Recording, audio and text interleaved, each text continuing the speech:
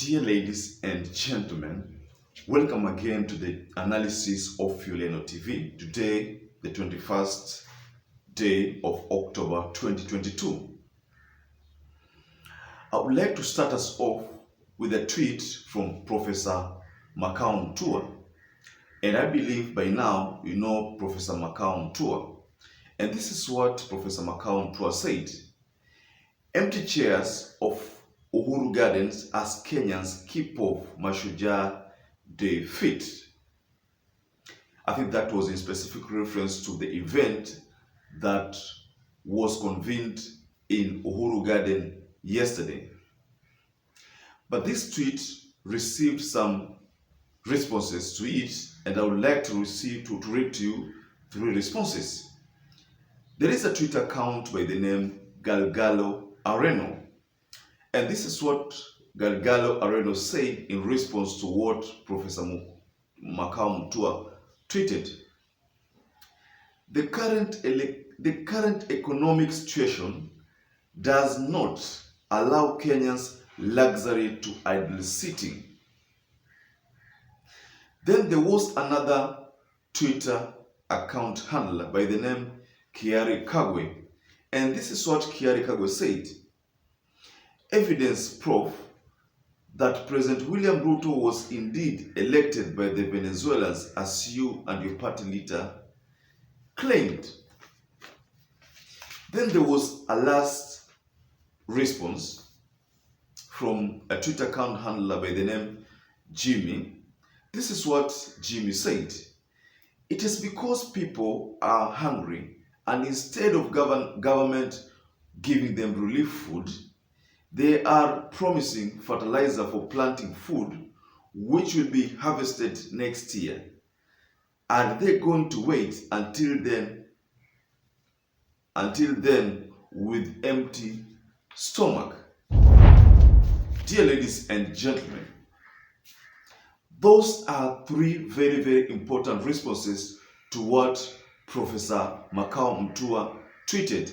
And Professor MASHUJA must have made a specific reference to the attendance at Uhuru Gardens.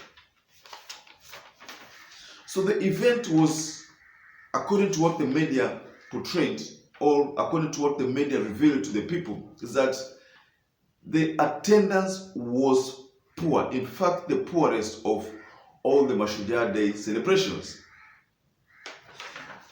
I went deeper into some research on Uhuru Gardens and add together some features so that we can build our analysis from it.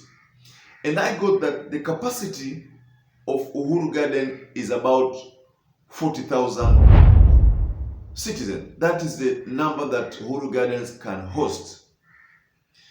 We know very well that Uhuru Garden is a legacy project of Uhuru, and it hosts 16 galleries, and it is placed with memorabilia and artifacts depicting Kenya's history.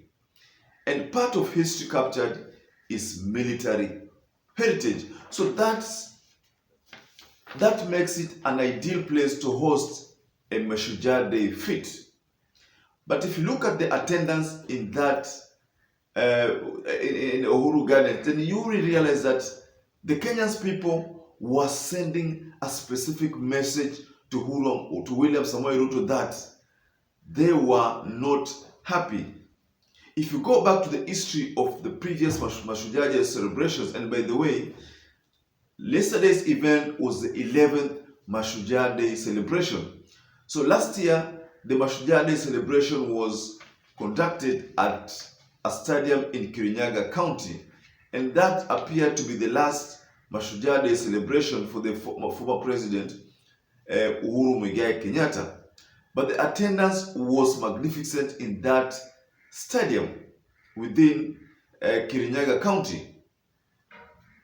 So the reason why I bring to analysis the MASHUJA Day celebration of the 2022 is that if you looked at the attendance, then you clearly know that people are not happy with the government of Kenya Kwanza. That can only be the reason why the attendance was that was seen the way it was seen. If you go back the history of some rallies that have always been conducted within Nairobi, you will realize that most of those rallies were always attended to the fullest only when Raila Amolo Odinga was involved. The person that can move a lot of masses within Nairobi and the neighboring counties is Raila Amolo Odinga. So that was seen in yesterday's event that you saw was graced by also Kalonzo Musyoka was in attendance. And because Kalonzo Musyoka is an Azimio leader, we expected so many people from Azimio to maybe also attend that event. But that was not seen. So it was a clear message that the people of the Republic of Kenya are still not happy with the government. That notwithstanding,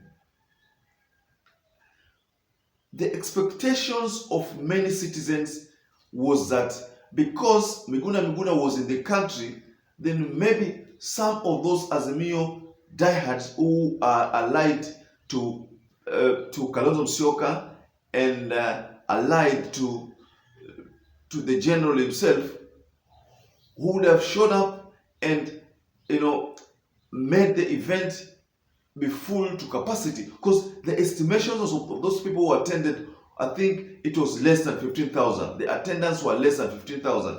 And mind you, the capacity of Uhuru Gardens, like I communicated earlier on, is that it is supposed to accommodate at least 40,000 members or 40,000 Kenyans or 40,000 citizens.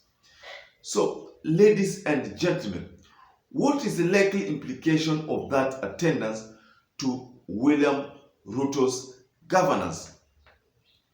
Could it be that the case of what we saw with that Twitter account handler, that many people still believe that the Kenya Kwanza government was voted in by the Venezuelans?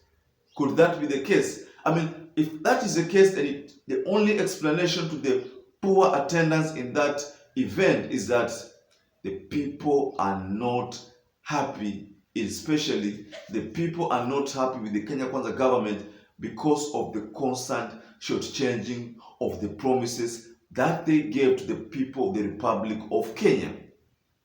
So, ladies and gentlemen, take your time and give us your comment or to think about that capacity within Uhuru Garden. Kindly share what you think, and please don't forget to subscribe to our channel. And once again, I'd like to say thank you so much for those who've been supporting us. And like I always say, it's because of you that our channel has grown. So once again, please take care and be blessed until we meet again for our next analysis.